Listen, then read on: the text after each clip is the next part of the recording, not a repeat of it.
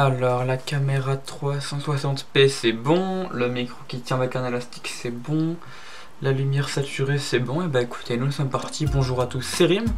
Alors, faut que je vous raconte un truc. Je me baladais sur Twitter, superbe application au passage, et là qu'est-ce que je vois?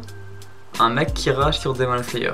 Je me suis dit, parce que j'ai réfléchi au sujet, tout seul parce que bah j'ai pas d'amis, et je me suis dit, faudrait que tu en fasses une vidéo, parce que mine de rien, c'est un sujet qui revient souvent dans la commune manga FR, et du coup, à la fin de cette vidéo, vous aurez la réponse. Demon Slayer, sous-côté, sur-côté. Donc, ce que je vais faire, ça va être très simple. C'est que on va aller sur Twitter, taper Demon Slayer sur-côté dans la barre de recherche et voir un petit peu les résultats. Alors, premier tweet de Sitama le BG, je vais me faire taper, mais Demon Slayer c'est pas si surcoté que ça en vrai. Bah non, tu ne vas pas te faire taper. Suivant. Oula, alors en lui, je crois qu'on a trouvé le roi. Queen... Ouais, Demon Slayer. Un shonen médiocre, très cliché, avec limite 2-3 arcs passables. Une sorte de Dororo Echo Plus mal dessiné. Entre parenthèses, l'auteur est une femme. Mais tranquille, c'est le manga le plus vendu de l'année, c'est Hold Up, putain, ça prouve qu'on est sur le déclin là. On va y aller par étapes. Shonen médiocre, très cliché. Est-ce qu'on peut reprocher à un shonen neketsu d'être cliché, sachant que le neketsu est un genre très codifié, et que si tu regardes un shonen neketsu, c'est parce que t'aimes le shonen neketsu? Je l'attendais un peu au tournant cet argument, mais en fait, si tu trouves ça cliché, c'est que t'en as marre du shonen neketsu. Donc pourquoi est-ce que par exemple t'en as marre de Demon Slayer, pas de My Hero Academia, de Naruto ou de Bleach? Plus mal dessiné.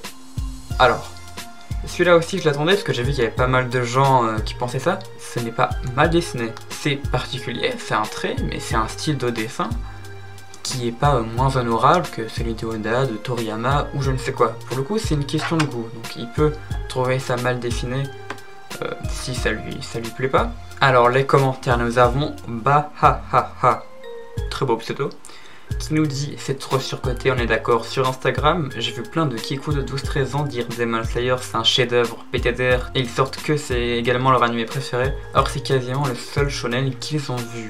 Ça peut être le seul shonen qui s'est vu que ce soit un chef-d'œuvre. Puis même, tu les connais ces gens? Je ne pense pas. Donc arrête de parler en leur nom. Alors oui, je me suis dit, est-ce que quelqu'un veut en parler ou non? Et c'est vrai qu'un des arguments de cet homme-là pour discréditer Kimetsu no Yaiba, c'est quand même l'auteur est une femme. Du coup, ça veut dire que ça c'est nul et mal dessiné, ça c'est nul et mal dessiné, et que ça c'est nul et mal dessiné. Est-ce que j'ai besoin d'argumenter? Je ne pense pas. Alors, est-ce que quelqu'un va avoir de bons arguments? Alors, je vous cache pas que j'ai un peu du mal à trouver des trucs pertinents. Donc je vais directement dire ce que je pense. Demon Slayer surcoté. Bon, vous l'aurez sûrement compris au fur et à mesure de la vidéo. Non, Demon Slayer n'est pas un manga ou un animé surcoté.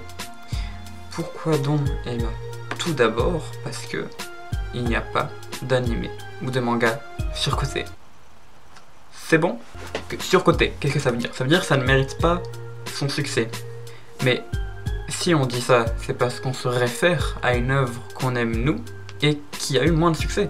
Mais c'est simplement que vous préférez l'œuvre qui a eu moins de succès que celle qui a eu du succès, c'est tout. Je m'explique. Imaginons, je suis fan de Vinland Saga et je vois que Vinland Saga a vendu bien moins que Demon Slayer. Je vais dire, oh mais Vinland Saga c'est beaucoup mieux que Demon Slayer, je comprends pas, hein, Demon Slayer ça a vendu plus, c'est surcoté. En fait, dire que c'est surcoté, c'est simplement préférer une œuvre qui a moins vendu et du coup être frustré par rapport à ça, car cette œuvre n'a pas la reconnaissance qu'elle mérite selon nous par rapport à l'œuvre en question.